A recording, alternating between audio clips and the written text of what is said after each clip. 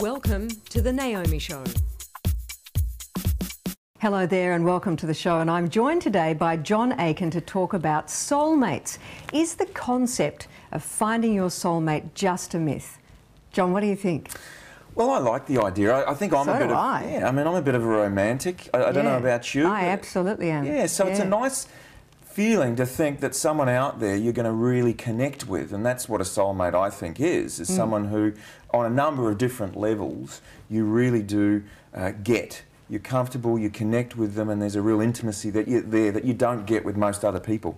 So what are the signs that you're looking for that say, I found them? Can't say I've been there yet, but no. Well, they're out Not there. all soulmates are forever either, because there are a couple of myths around soulmates, aren't there? Yeah. I think the first and foremost is that the feelings you've got for them isn't just about the lust and having mad sex with them all the time. But that's an important element to it is. Yeah, absolutely. If that's what you want. Let's not deny it.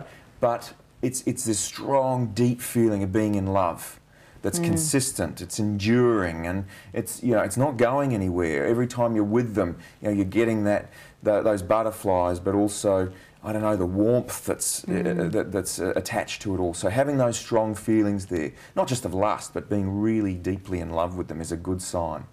I think also it's important that you look at them and think, you know what, there's a future here. I can see kids, I can see house with you and going on overseas travel together. I want to meet, your friends and family. So that future, you can really see with them.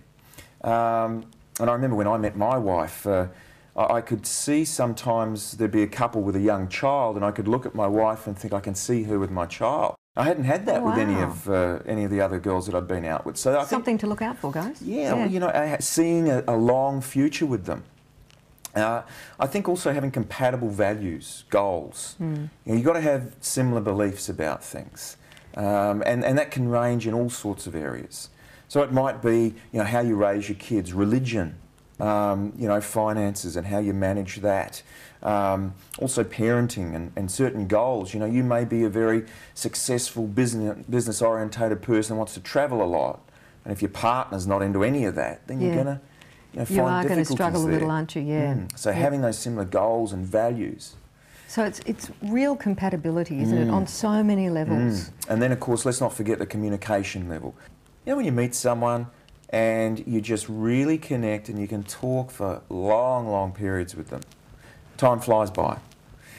This is a good sign, And you kind of want that to be, that's consistent. That it's you start out that way, but it continues throughout your relationship for the first couple of months and then into the years. That's right. You ever been out with someone who isn't a big talker? Yeah. And you and I are both big talkers, so... That's right. We don't have any problems with that. But when you're sitting across from someone... I love the idea of Clint Eastwood, but... That's right. That's right. The tall, dark and handsome's great on paper, but when they're they don't talk, it's not going to work for you. And you just sort of feel the burden of carrying the responsibility of the talking, the communication, sitting across. You see those couples, there's not talking at all there going on.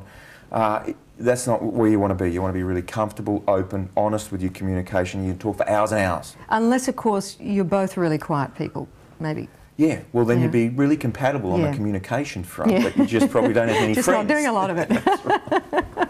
And then the final thing I'd say is that you're really compatible on the sexual and physical and affection level.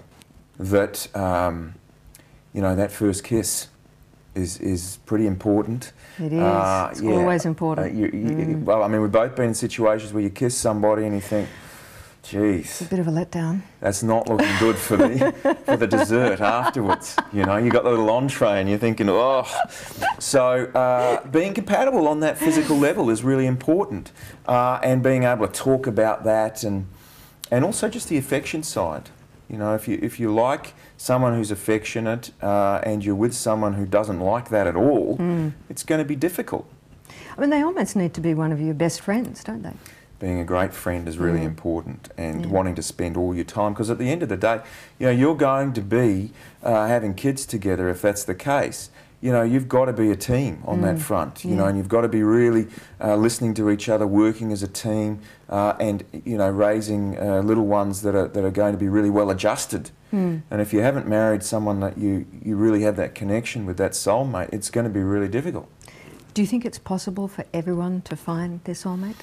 Yeah, and I walk down the street sometimes and I'll see couples and I'll think, wow, they're an odd-looking couple. Yeah. But you think at the same time, well, there's someone for everyone, you know, so they're out there. And I think also, you know, there's lots of people that have been married once. They might have lost their partner or they've broken up. And there's many examples of finding another soulmate. So what you're saying is there's hope for me yet, right, John? Oh, there's more than hope. I felt you were going there. It's happening. It's just being available to leap when they come along. Yeah. And I think that's a key thing to always think about is, you know, if you're looking for that soulmate, don't have barriers up. Just be totally available and know that in time, as long as you're saying no to the wrong one, you'll get the right one. Okay, John, thank you so much for that. And all I can say is I hope you guys out there find your soulmates. Wouldn't it be great if we all did? And we'll see you next time. Your love life, let's talk about it at naomishow.com.